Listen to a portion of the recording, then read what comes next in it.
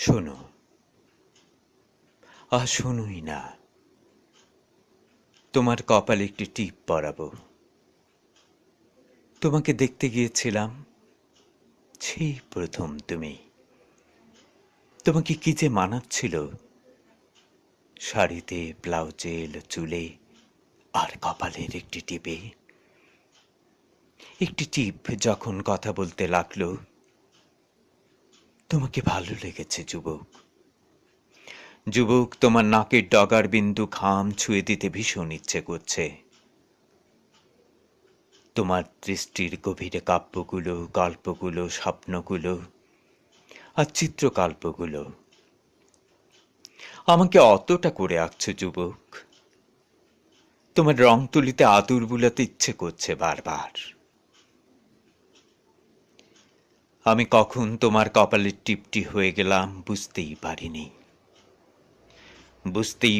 অত লোকের সামনে তোমার টিপের গাঢ় সোনালিতে কখন সঙ্গীত জুড়ে দিলাম।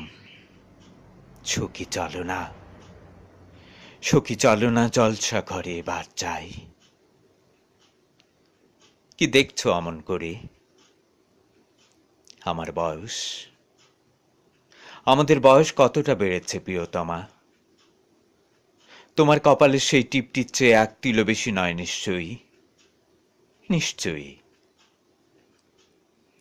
লজ্জা পাচ্ছ ভীষণ। বয়স হলে লজ্জাগুলো মানুষকে অশ্রুর মতো টলটলে করে তোলে। তোমার দুফোঁটা লজ্জা, দেখো দেখো, আমাদের দুজনকে কেমন টলটলে করে তুলছে। না, অশ্রু দুফোঁটা তোমার মুছে দেব না আজ। অনেক দিনে আজ ফুরসত হলো কেবল দুজন একাকী হাবার। একটি মাত্র টিপ নিয়ে যাক না আমাদের, তোমার আমার অজস্র হয়ে উঠবার যৌবন বেলায়। গাঢ় রং তুলি চিত্রকল্প সকল একটি ক্যানভাস হয়ে উঠুক আজ। হয়ে উঠুক কোনোদিনও মুছে না যাওয়া সখী চলো না জলসা ঘরে এবার যাই।